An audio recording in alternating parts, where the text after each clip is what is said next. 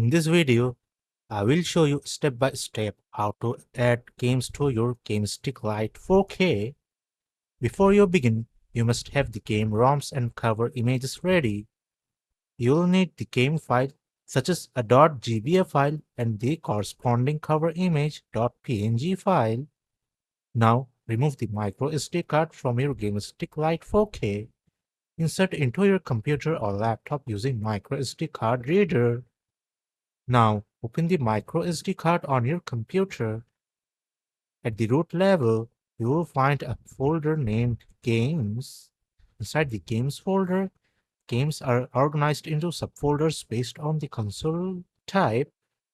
NES games are in the FC folder, Game Boy Color games are in the GBC folder, Atari games are in the Atari folder, and so on.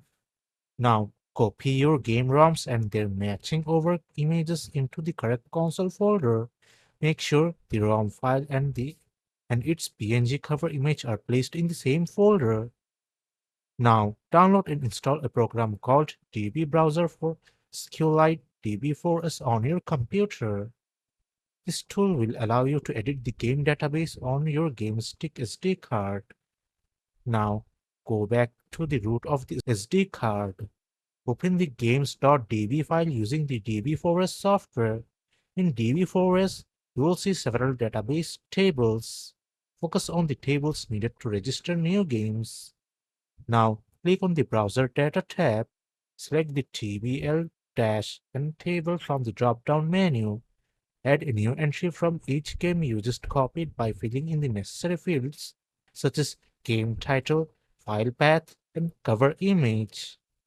Once you have added your games and updated the database, safely eject the microSD card, insert it back into your GameStick Lite 4K and your new games should appear.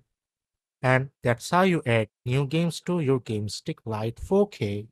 If this video helps, like, share and subscribe.